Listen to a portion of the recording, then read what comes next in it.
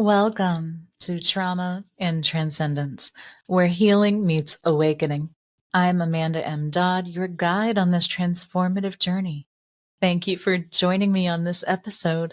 Let's transcend together.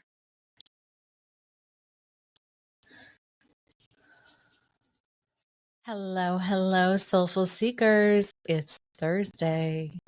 You know what that means.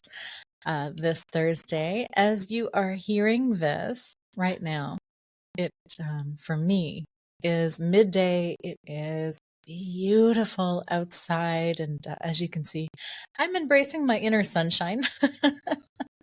It's a little weird, given I'm going to talk about some challenging topics today as I continue kind of unpacking my personal history and spiritual unfolding so that you can hear it, understand it, learn it, and start to see some of your personal unfolding and spiritual awakenings in case you haven't fully identified things. I've often heard that other people understand themselves, their gifts, their abilities better when they've heard me talk about some of mine.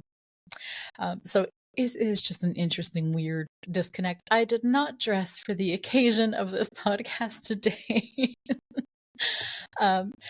As you are listening, it won't be that beautiful sunshine in the sky. It'll be 7 p.m. Eastern Standard Time. But for right now, I'm singing and hanging out in the glow here. Thankfully for you, I'm not singing because that would be terrible. I'd get removed from Spotify, I'm sure. I'm quite certain. As you will be hearing this, I will be in the Salt Cave, and today is quantum jumping. And I talked about it a little bit last time. Quantum jumping is about going and experiencing our different parallel lives and ultimately shifting into one that is a higher vibration that's going to get us closer to that highest potential that we'd like to step into. So while I might not be appropriately dressed for this podcast, I am certainly appropriately dressed for meditation tonight. And the next week is Journey to the Higher Self. And that'll be the first time I'm actually doing that one. That'll be a little different. I am taking in parts of QHHT, parts of Life Between Lives, and melding it into a gentle, brief exploration in a group format for people to connect with higher self, begin to bridge the gap, and open communication a little more wider. Now, we always have higher self communication. When we've been through trauma, it can feel like there is a disconnect. We're never, in fact, fully disconnected at all. But there can be barriers to access it and reach it. And so then when a client does come to do like QHHT or Life Between Lives or some of those really deep hypnotic sessions and get that higher access, sometimes they can't. So this is like priming the gears and helping people to have that greater awareness of their higher consciousness and to connect. And the beautiful thing about, these meditations in the Salt Cave that I do every week is that it has an effect, and hypnosis is very much cumulative. We continue to grow and to heal outwards as we go. And I love that. I love that it continues to fold out into the ethers and into our tomorrows. It changes our reactions, our feelings in the moment. Very fun, very appropriate. So that's where I am today, and that's what I am up to. I hope that you are having a wonderful Thursday. You're enjoying some things. Today I really did debate on whether or not I would go to part 3 of sharing my spiritual awakenings, or if I would alter today. Today is the last day that we have one-on-one together for a little while. I'm going to have some incredible guests coming on the podcast for you. The very first will be Darren, and Darren is a sin eater empath, and we're going to learn all about that next Thursday. After Darren, I know an incredible psychic, medium, feng shui artist, and a fellow podcaster named Kim Lowe. She'll be gracing us with her presence the following Thursday, talking about her spiritual awakening and unfoldment and mastering the mystic psychic arts. That's a can't miss. And then there are even more to come. So it may be a minute until you get me all to yourself again to hear me deepen into my experiences. And I've had a really transformational week this week with clients. I worked with so many. I feel this really strongly. I worked with so many really beautiful women this week. It was such an honor either to do IEMT. You don't know what IEMT is, most likely. IEMT is integral eye movement therapy, or I like to call it technique. And essentially what we do is we move the eyes around while working with memories or specific sensations or feelings of memories. And it's as though we can get the body to reprocess the memories in a way that is different and allows people to move forward and to become more present in the now. I don't know about you, but we all need that, especially after the past 3 years, something everybody needs 4 years. And so I've been doing a lot of IEMT lately, and sometimes I like to blend it with hypnotherapy, and it makes for a very dynamic, unearthing, unique hybrid kind of session. And so for the past 2 weeks now, I've been attracting these beautiful women who want to heal trauma. And in so doing, why am I getting... So this was partly my story. This is not the story I was intending on telling today. They don't have a voice in their relationships. They don't have a voice within themselves.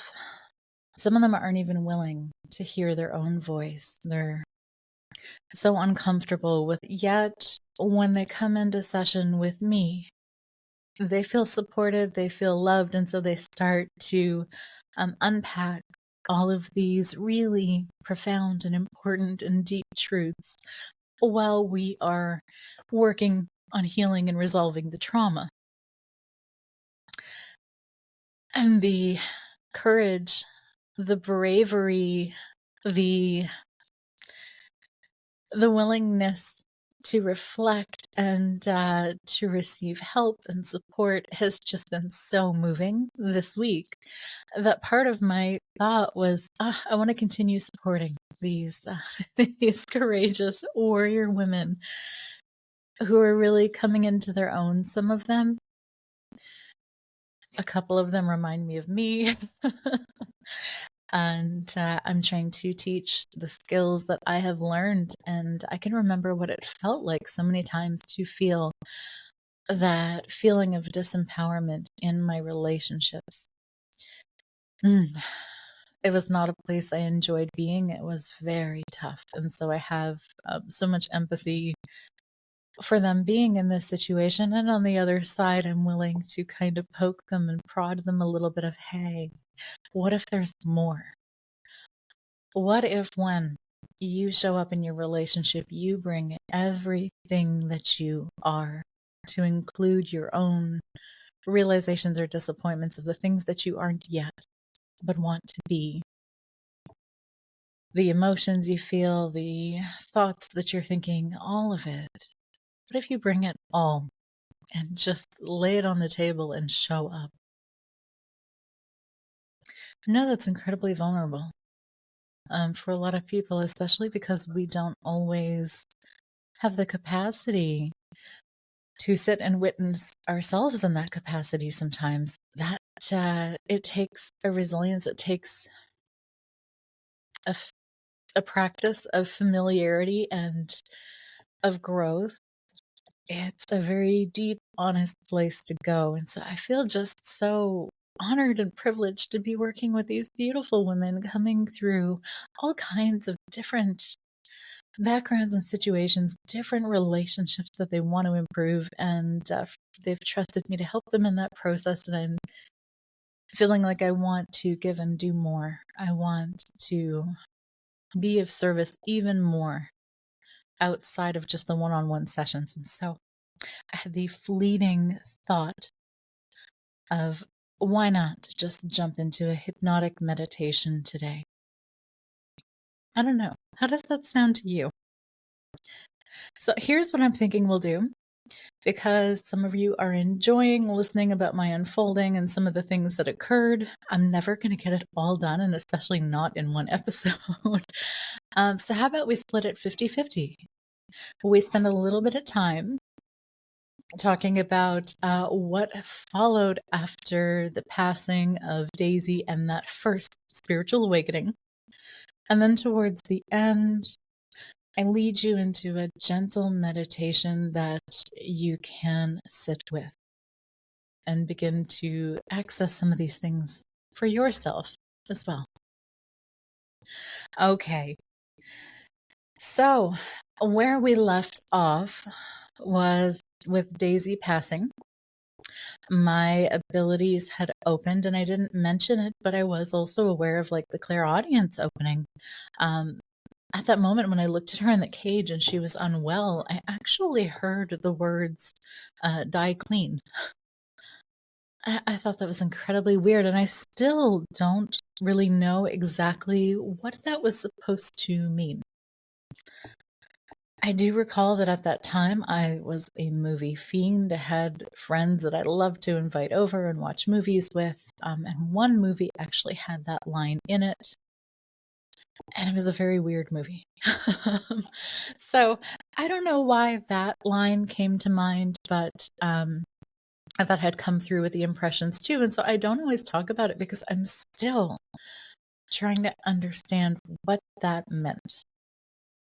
Die clean. I mean, when I think about that kind of thing, usually I think about like, don't have any burdens, any sorrows, any griefs, any shame, any guilt in your system. But she was saying it when she wanted a bath, which was just, I don't know. Either way, so I thought I'd mention that and share that that was there also. And so that whole experience began. What I told you was my search into religions. I started looking at all of the different religions, and I began to see myself in paganism, in Wicca, in being eclectic, and in mysticism and the spiritual arts. So I was 16 when I started delving into a whole new genre of book. Now, if you've experienced trauma, you'll know that there can be many ways to disassociate as we grow from that pain. Sometimes it was listening to music and just letting myself zone out. Other times it was dancing. I could be so embodied in dance and within my body. And I didn't know actually that was supremely protective. The nervous system, particularly the vagal nerve, loves that. And so I feel like in some rights, when I was going through trauma because of those habits, it was very protected almost in terms of the way that the trauma had stored. It wasn't too much of a physical issue for me as it can be for some. If that's something you're experiencing right now, move your body, take yourself to do different things, experience new situations. Now, the other thing that I loved to do was to read, and I was a voracious reader. Ever since I can remember. I can remember being a little girl in elementary school and feeling the excitement of these scholastic flyers going around, knowing all of the books were going to be available for purchase, and the excitement of deciding which one or 3 I was gonna wanna try to place an order for. The only thing that was more exciting than that was if there was an actual book fair in the elementary school. Oh my god, that was the best week ever. And so like many in my age group, I was obsessed with R.L. Stine. I loved all of the Goosebumps series. I loved to read just so much. It was very seldom that you'd catch me without a book in my hand, particularly if I was at home. If I wasn't dancing and enjoying music, I was very much reading. And so when 16 came around, I had that reason to begin delving in and figuring out, who am I? Who else is like me? What are they? How are they functioning? And just, wanting to find, I think, that acceptance, like all of us do. That's something that all humans have in common. We all have that need to be accepted, to feel part of a tribe or a community. And so after Daisy had passed and awoken all my abilities, it became very clear to me that I was immensely different, and I could no longer deny it or hide it or avoid it quite as much. And so I started to want to find the others. I wanted to find my tribe. And so as I began to research, there were things I picked up from all over. There were things within Hinduism that I fell in love with. There were things within Buddhism that I adore. There were concepts within regular paganism, and then concepts within Wicca that I really resonated with. And that's when I began to learn about things like Reiki. Now, I'd always had a certain inward compass, I feel like, towards Reiki and energy healing. I can recall sitting in the back of the school bus and feeling the current of energies flow through the bus. I had always kind of just had that awareness. So I would say clairsentience was probably my strongest and first ability, that really amplified after Daisy's passing. And so as I began to learn about that, that was something that I just had a soul knowing of, oh my God, this is something I already do. I want to do much more of this. I want to understand this in and out, and I want this to be part of who I am and how I am in the world. That's a lot for a 16-year-old. But it was very much something I was aware of. And so Sweet 16 was rolling around. My parents were ankle deep in actually throwing me a Sweet 16 surprise party, which was such a weird thing to happen for so many reasons. And I was oblivious. It's so hard to surprise me with anything. And they really had me. They really had me surprised because I was so distracted with this spiritual search for the others, for my tribe, for the people that are like me. And so I found various message boards and so many books. Oh my God, so many books. I'd had the fortune of working from the time that I was quite young. My stepfather worked for a large company that also ran a warehouse, and initially that warehouse began on weekends, and then eventually it became full-time. And all the way from grade 5, grade 6, there were times when I would go and I would work in the warehouse. It was a bath and bed kind of home style warehouse where we would have linens, material for purchase, anything for the home that you would think of. And all of it was kind of outlet quality. And throughout my time there, I worked in every position possible within that warehouse, from, being the official comforter fluffer at 5 years old, getting paid like, I don't know, maybe $3 at the end of the weekend. Until I worked at the meter table, rolling the material. We used to sell material by kilo, so you'd have to weigh it. Working in the different aisles, putting sheets and sets together for customers and clients to make their home design dreams come true. And until I became the cashier and helped the other cashiers, we'd always have 4 caches open, particularly on the weekend, because it would be busy.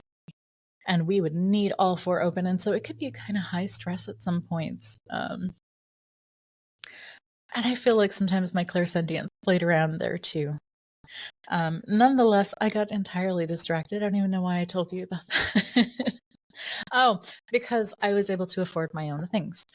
Now, I didn't always spend money wisely. I didn't have a great relationship with money, and many people who have trauma don't. It takes something that you have to cultivate, work on, and grow, and it's something that I'm still working with. I'm still pushing edges there. And so I'd had the resources to look into things. Often I would buy my own clothes. I would go shopping and do all the things I wanted to do on my own. I didn't drive, but nonetheless, I found my way around. And so when I began really getting curious, I would spend so much time in the library.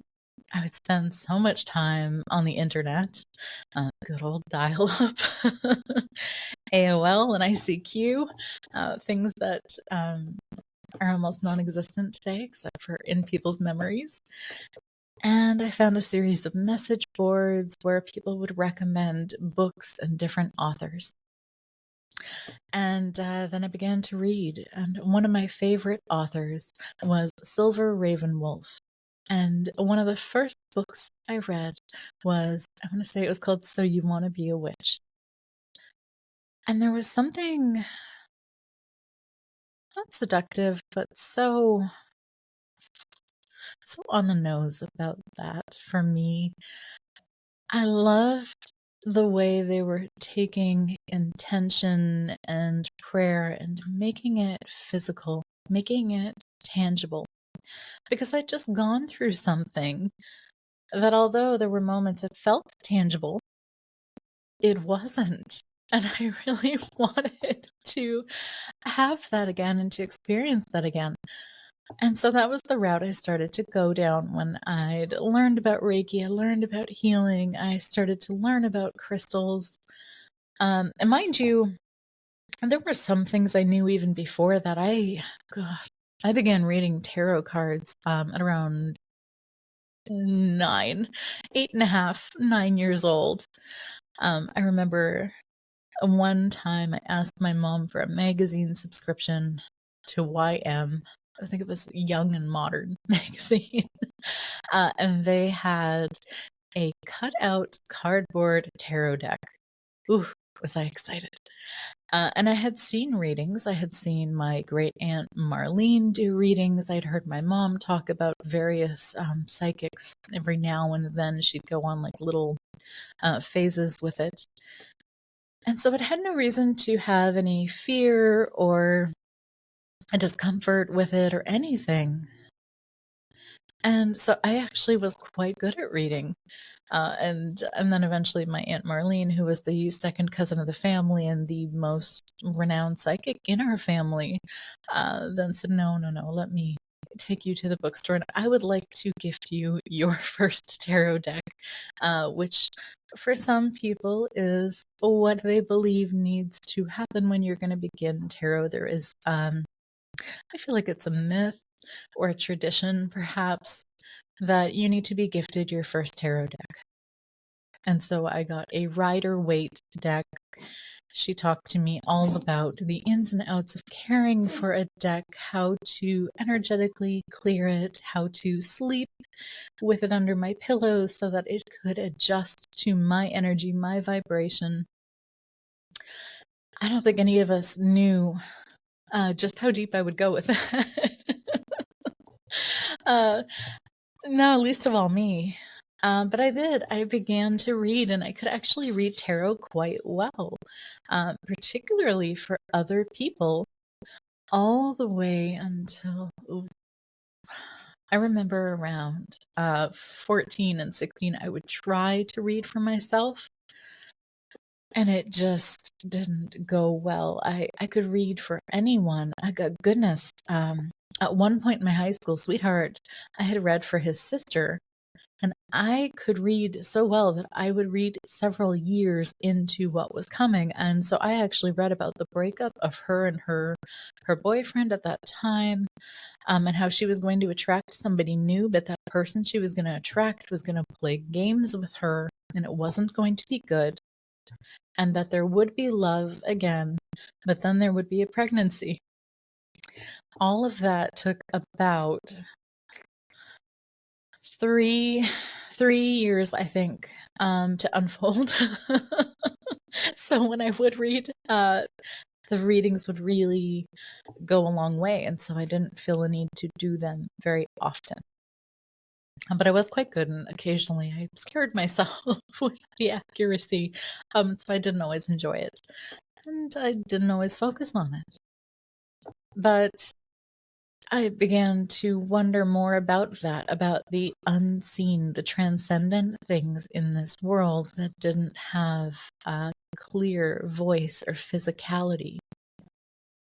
You know, those subtle energies that we can pick up on, but they don't linger long enough or become physical for us to really know them intricately in and out. And so I began searching for that. In that search, when I was spending so much time in the library, I met the most beautiful yogi possible. And I didn't know she was a yogi right at that minute.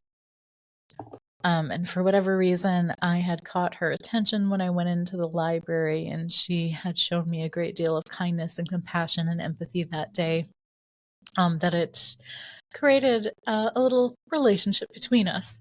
And I would go in and visit with her and open up and talk to her and have that support. And then one day she invited me to yoga class. And so in that final year of high school, I began going to yoga, and this carried over into college as well. Going into yoga class, and there was something so wonderful about that for me. And I'm thankful actually for yoga, because it's hard to talk about this because there's things that happened at the same time. So I was practicing yoga, and my mom would actually take me, and it was quite a drive. And so she did the classes with me, and she used to love yoga previously too. And so we were doing a hatha yoga class with this brilliant, wonderful teacher who I knew to be a volunteer in the library at school sometimes. And I was enjoying that. And I really felt like when I went to those classes, like I was seen. Not only was I seen, I felt the unconditional love that she was able to radiate out towards a lot of people. I think my mother maybe triggered her, or vice versa. I think they were triggered by each other. But I felt so much love from her. And so she would take us into these practices. It was a very long, slow, relaxed kind of hatha. So with these long, slow, steady, regimented routines, I began to really thrive. I really began to have a sense of myself. Like I could finally slow down my mind and be within my body and come to an inner sanctum of openness and acceptance. That was such a gift. Somewhere during that time, as I was also looking into the occult and all of the different religions, of course, I began to write about the things that I was interested in, and that would include for research papers and things like that, and that didn't go well. So as I began to practice, I did kind of set up a little sacred space for myself, a little altar to where I could sit and just be and collect my thoughts and pray. And I'd had, of course, various tools on that altar, as many people within the pagan beliefs do. I'd kept it in the closet. I kept it private. It was just for me. I found wonderful materials that I loved for it, and I really created something special for myself. But somewhere along the lines, I bumped into an English teacher who I think may have been extremely Christian. And I think she took offense to some of what I was writing. And I want to say that first research paper I was writing about was actually the tarot, and the symbolism and the benefits, the pros, the cons, the challenges, the whole bit. I wrote a good little paper there. I wish I'd kept it. And somehow that got back to my parents, and they didn't enjoy that. And so at some point, there was religious trauma. They actually went through my room. They took my books that I had earned and paid for, anything that had remnants of non-Catholicism, and they removed it. Now, they actually did that right before Daisy passed. There was part of it that I looked into before, and then part of it just very much after. And then even more so, because after Daisy, then I did get another ferret named Athena, and that was kind of special too. So at one point, I remember they felt the need to purge all of these things that they didn't understand, didn't bother to read, didn't have a conversation with me about, from our home, because that was their roof, and they decided they didn't want those things, despite the fact that my mother did certain practices of her own. Total hypocrisy. But without throwing anyone or anyone else under the bus, that was really upsetting and disappointing. And so it was very weird. And during that time, I really felt like I was such at a loss of myself, of trying to understand my purpose, who I was, what I was going through, all of those things. And yoga was there, and it was one of the things that really helped me to be present, to drop into center, and to be embodied, and to do so in a loving and kind, gentle way. So after all of those things were removed, I was no longer welcome to go and buy the books that I wanted to buy, despite me earning my own dollars. I wasn't allowed to share or talk about the things that I was intrigued or curious about or excited about. None of it. And ultimately, what I began to learn in that moment was, regardless of your spiritual belief, it can become something that is internal, something that is private, that is sacred. We don't have to have physical representations of things. Everything can happen in the mind. And that's powerful. It can become our healing center. It can be our place for transformation. It can be a place for reflection, for trying to have awareness and do that inner work. It can be a place where we dwell in reverence and beauty of all that is. And so that was kind of wild. I'd had, now it's not uncommon when people practice paganism to find a deity or two that they really highly resonate with. For me, that was Artemis. It was the maiden huntress who, of course, was surrounded by animals, and had a strong allegiance to the full moon.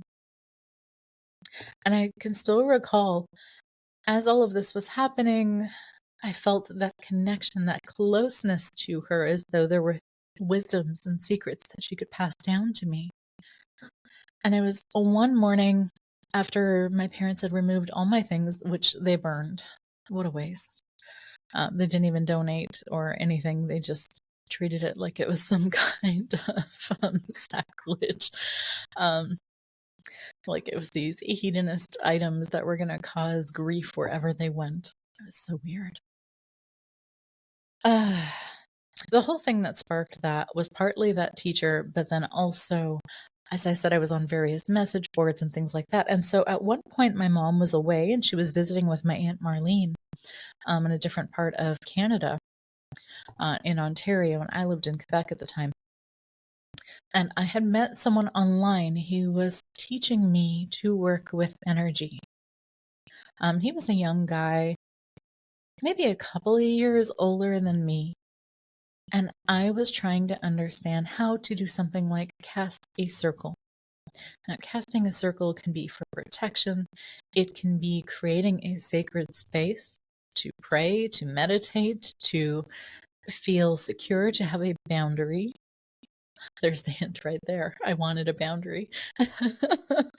That's wow. That's so Freudian. So in that process, it was late one evening. I had a candle. I was on the computer. I was sitting at the desk. The lights were dimmed. And I was chatting away, and he was guiding me through creating that energetic circle around myself. And it was getting so dark, and I didn't realize how much time had passed. And so I went actually to get up. So I had successfully created an energetic bubble around myself, and I could feel it being, clear empathy and everything. And so that was exciting for me. And as I got up, I went to go turn on the lights. And I was about 2 feet away from the light switch. And I actually saw, when I went to reach for it with my right hand, lightning come out of my fingertips and go to the light switch. And then I felt this energetic, like energy dispersing. It was so weird. And I tried to explain this to the person that I was talking to on the internet, and he just up and vanished. Like he logged out and was gone. And so here I'm sitting here and I'm in like a bit of a what just happened, and I'm trying to understand. I made the mistake of phoning my mom, explaining to her what happened, and then my Aunt Marlene got involved. And I think they had talked about, the research paper and things that I'd handed in at school and other things that I've been looking into and reading, and which was nothing bad, actually, at all.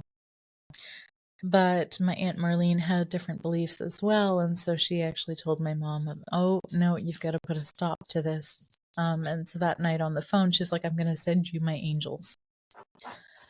And then when my mom came home, total boundary violation, religious trauma had occurred. She just came in and vanquished everything from my life that she didn't feel was helpful or acceptable. And so yoga really was that last thing that I'd had where I could feel a sense of connection to something greater than myself. Now, that caused a little bit of depression and grief, most definitely, of starting to have an identity of self and then having someone rip it away and have you feel like it's wrong or bad. And what do you do with that?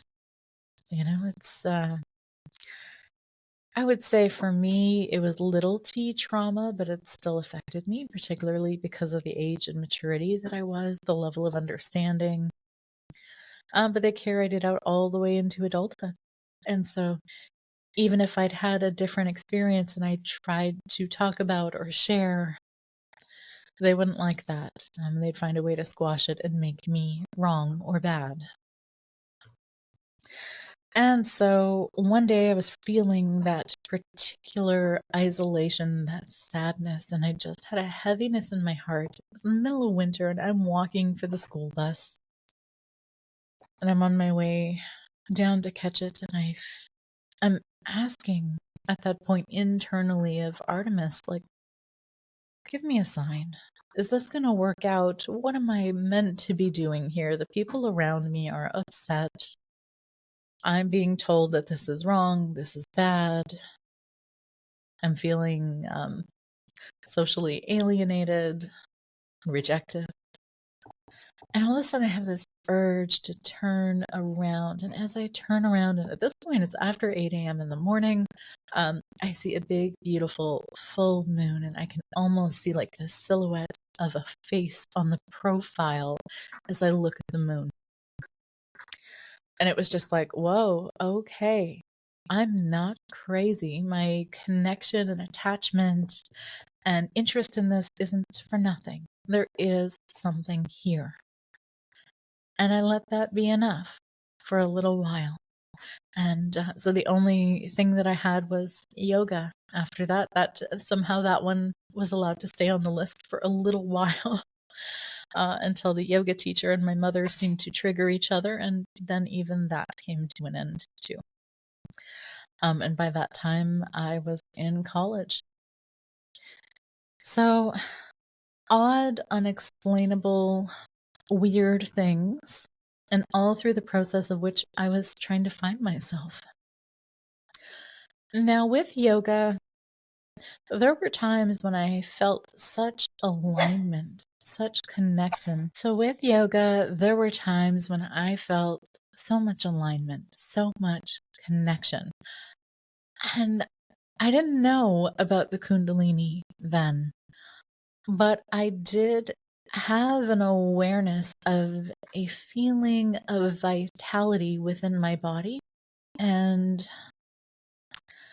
a sense of energetic type flow within it. And I could feel energy building and rising. And so, for many people going through a spiritual awakening, it is not uncommon for a Kundalini activation to happen.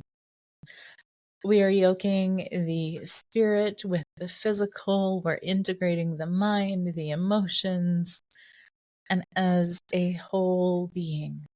And yoga is very much a spiritual practice. Now, when my mother was taking me, for her it was physical, and I didn't speak to the rest because of what had happened. But for me, it was spiritual.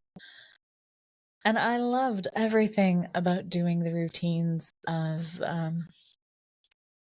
aligning with the sun, doing the routines for the moon. It's just so hatha in nature. I adored that. And for me, it could be very deep and spiritual and reflective and internal. And so that was a very big outlet. And I could feel that energy kind of growing. Now, what I didn't put together was during that time, and there was more spiritual healing crisis happening, clearly, particularly because it was in that phase of high school switching over to college, that, back in the falling apart of my relationship. I think last time I said it was 7 years. It was not. We started dating when I was like 13, and we ended when I was somewhere between 16 and 17. So it was more like 3.5 years. I don't know why my sense of time sometimes can be weird. I've noticed that. I don't know if it's an ADD thing. I don't know. But I've noticed it every now and then. My time is off and I'm like, wait a minute, that doesn't quite work. So either way, that relationship began to fall apart, and life overall was beginning to change. And so within my college dorm room, I then had that privacy, that safety to create sanctuary for myself. And I started to go back to those spiritual roots, going back to reading books, researching things, finding my spirituality, and beginning to create identity of myself and my spiritual connection. So that was a really wonderful time for me. And in that time, another affinity that I'd always had was a love for belly dance.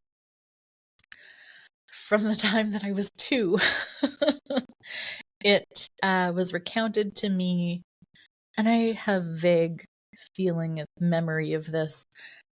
My grandmother had these great big cookie tins. You know the ones, the navy blue ones with like the gold on them and the writing and whatnot. And in those tins, there were never cookies. There was either her incredible tin of buttons, which was a treasure trove because there were so many different kinds and they were beautiful to look at. And in the other one was her costume jewelry. I was told that I would strip down to a diaper at around 2 years old, and I would put on the costume jewelry and I would come out and dance. Nobody recorded it, thankfully, so that's not something I ever have to worry about having surface on the internet. And the joke was between my mother and my grandmother that they thought I would grow up to be a stripper. No, I had a knowing, and I feel like it was a bit of a past life bleeding over into this one of a life where I knew belly dance, and that was a natural, comfortable thing. And I'd always had a fascination about it. Later on, I can remember seeing it on TV and just being in awe of the costumes, the decoration, the movements, the sensuality, all of it. And I was just enamored. And so high school ended, and I was in college, and I was looking for something for myself. I was someone who always loved to be learning something new, whether that was taking some kind of an art class, going to yoga, snowboarding, going to dances, listening to music. I loved to be doing something all the time. And so it felt like kismet when I saw a belly dance class offered at the college, and she actually offered like multiple levels, and so that was wonderful. And so sure enough, I went for it. And I'll never forget. So the first class, I was incredibly frustrated. The frustration, it was out of this world. It was ridiculous how frustrated I was. I don't know. I felt like maybe so much time doing yoga and having that natural flow of energy, feeling confident, comfortable, having a teacher that when I was deep in a pose, who would push me to an edge so that I could then morph into another pose. It really had me kind of in a good zone for myself. And then to go into belly dance and to be having this first class and just having frustration, understanding with what we're supposed to be doing and why was the movement so slow. I wasn't sure if I was going to go back, actually. And then I did. And then 2 or 3 classes in, I remember the teacher's name was Lise, but she went by the name Abir. Abir, I want to say, was Arabic for breeze. Yeah. like a soft, gentle breeze, I believe. She was beautiful to watch when she danced. She had a natural and enigmatic energy about her. I'll never forget, she was standing in front of me and I was asking her, there is a, I'm just realizing something. There was a movement called the figure 8 that you do with the hips. And so imagine your hips are squared off like this. And then you make a figure 8. But I was doing it in a very different way, in a way that I understood for my body that was not what she was trying to teach. And that actually she had mentioned was actually a different movement within belly dance altogether that was at a more advanced step. And I'll never forget how her eyes kind of widened and she looked at me and she was like, you just move it however you want it. Like it was a fascination, and I'm like, well, don't most people? Like I just, so that was a weird but there was that little thread. It was almost like a hint from the universe of, hey, this is part of you. There is something here with this that you know at an intimate soul level. And so I felt like I was kind of looking into that. I was following that. I was exploring that. In any case, between yoga and between belly dance, full Kundalini awakening happened. Um, all of my abilities and senses got amped up even more, to the point where I began consciously experiencing earthbound spirits all the time, like day or night, it didn't matter. Just having awareness and experiencing that and feeling that and finding ways to numb, to avoid it, to anything. It was not comfortable. um, in that first year of college, I met my then college sweetheart, who I later went on to marry. And in a lot of ways, he wasn't, he was very agnostic. He didn't really have any kinds of beliefs. And so to go from being in a home where I couldn't fully represent my spirituality or my beliefs, getting out, finding some sanctuary, a sense of self, and then finding someone who I was kind of attracted to and enamored with, had little moments of like manifesting things. I could remember walking down the path to college, and it was a decent walk from the dorm rooms. And sometimes, if I was thinking of him, we'd end up seeing each other on the path on the way back to the dorm. The odds of this were not very great. Particularly the times of days that I was manifesting this was very, very weird. And I don't know if he was already on the path and I could sense him, and that's why I was having impressions, or if I was thinking of him and putting that energy out there and then he would arrive, or if it was some mix of the two. I have no idea to this day still. But I had just finished reading Lord of the Rings. And so there was like a little song about Tom Bombadil that I would sing in my head. And lo and behold, I would always run into him and his name was Tom. So it almost felt like I could sing a song and he would arrive. So that just, wild things like that started to kind of occur. All of these synchronicities would arrive. And with that, what I wasn't aware of is when I was attracted to him, though, is that he wouldn't agree with my spirituality or my beliefs. And at times he would actually outright mock them. I think one time, and this broke my heart, and this was near the end of the relationship, he told me he thought I was a sheeple because of the beliefs that I'd held and the interests and things like that. And he thought that because he was agnostic, that he was above that, apparently. And the moment I knew that he looked down on me in that way, that was really hard to come back from.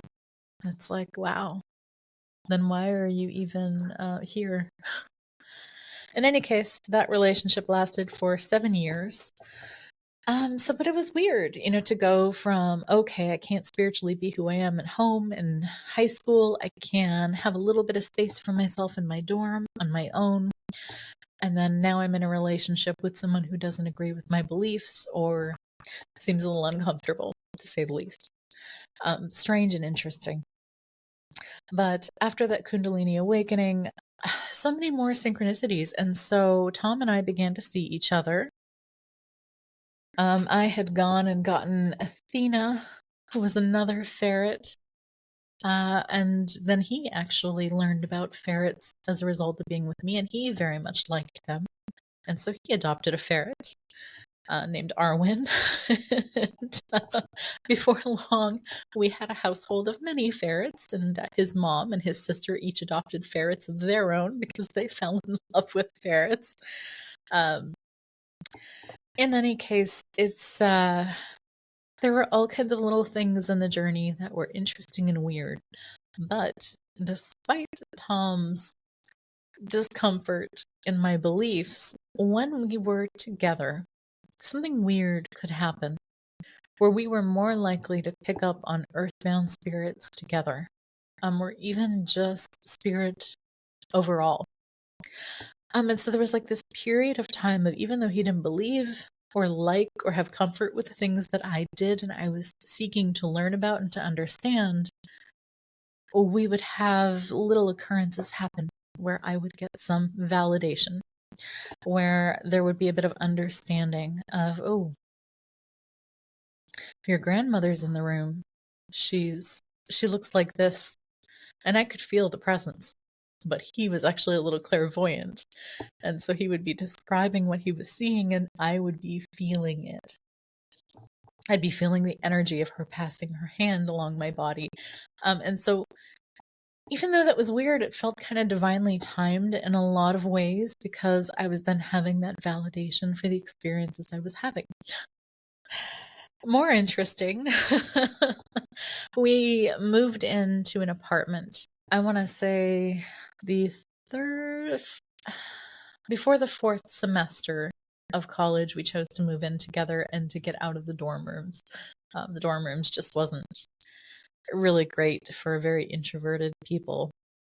And so in the middle of the third semester, I was uncomfortable with my roommates. That wasn't working very well. I think was having a lot of just depression and upset and sadness and dealing with the side effects of a Kundalini awakening, where you feel kind of like you're going crazy and you don't understand things around you. You don't always feel like you fit in, things at a different level of consciousness. And it's uncomfortable. So that was happening. And we decided to get a place on our own. And so, in the middle of this college town, in the middle of a semester, we're looking for an apartment. Not easy. Just not easy. And I can remember one particular day. The one great thing about Tom was he loved to go out on dates. He loved to say, hey, let's get out of here for a couple of hours. Let's go get some wings at the pub, or, we'll go for a long walk, take ferrets for a walk, things like that. And there was one evening we were both college student broke. Just so bad. And there was a lot happening at the dorm room, and we kind of just wanted to get away. And he's like, hey, let's just go to the dollar store. And I remember that earlier that day, I was feeling like really defeated because I called around for a lot of apartments. There weren't things available, especially not right in the middle of the semester. People were reluctant to rent to us in the middle of the semester on top of that. And a lot of places didn't take pets. And my mom had given me my biological father, his mom, Mummy, as you remember, her jade ring. And right after high school ended, she gave me that jade ring, and she said that I was finally old enough to have it. And so I would, talk to old Mummy still, and she was fairly present. And so that's when I actually began to ask for help. And when we ask for help has the ability to arrive. It's wild. And so earlier that day, I had said, oh, Mummy, please give me a sign. Help me know what to do to find a place for us. This isn't working. I hate this dorm. I'm not enjoying these roommates. I want out of this chaos. And so he came over and he's like, hey, let's go to the dollar store. We have like a total of $3 in our pocket. Let's go see what there is to do. And so we're walking down the street. And as we cross over to the parking lot and into the dollar store, it's cold. It's by that time it was winter. And I get hit with a smell of fresh lilacs, like a breeze of air hits me. And so as he's crossing for the dollar store, I'm like looking around. And I'm like, where did this come from? And I'm trying to ask him if he had awareness of it as well. And at that point, I didn't know that I had the clair aliens. And so we head into the dollar store, and I get the incredible feeling, that urge again of turn around. And so I look back at the door, and there is a flyer of an apartment for rent, for sublet. exactly the size we need within the budget that we're looking for. I grab the number, decide to check it out. I'm looking in the dollar store and I can't find anything that smells like that lilac anywhere. There is nothing that's that smell to it. And it was that same smell that Mommy used to show me in the photo albums of her garden. The lilacs and the lavender being her favorites. And so I just kind of say thank you. And thank you for being here, and thank you for showing up, and thank you for finding a way. And so, of course, we got the apartment. My dad had to co-sign. We didn't mention the pets. And we moved in. And everything was good for the first month, roughly. And then I will tell you,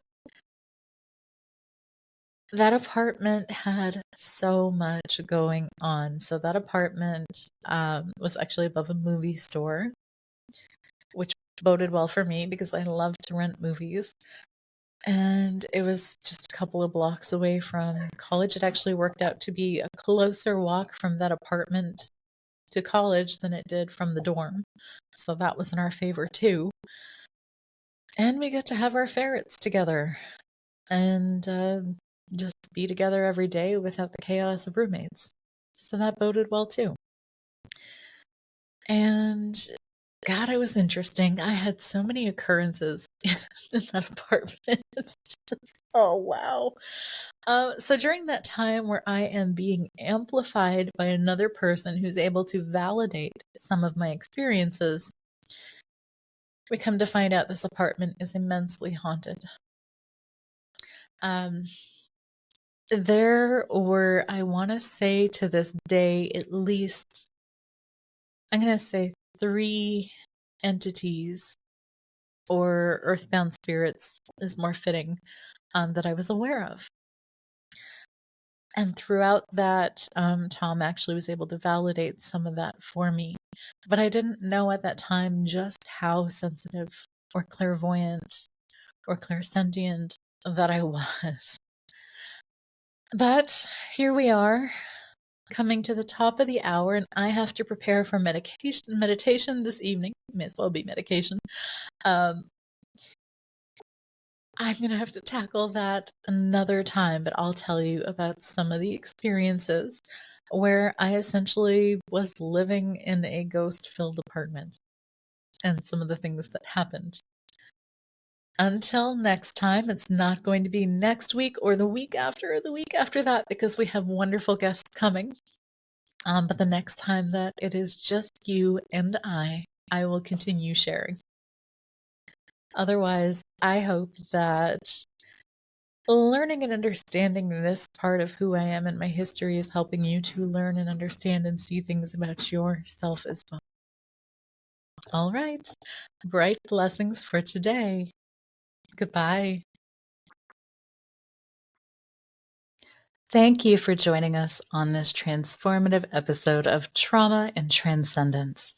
Your stories matter. I would love to hear them and from you. Connect on our website, healingbeyondtrauma.com, or drop me an email at amanda@healingbeyondtrauma.com. Remember, healing is a journey we take together. Until next time, stay connected, stay inspired. This is Amanda, wishing you bright blessings.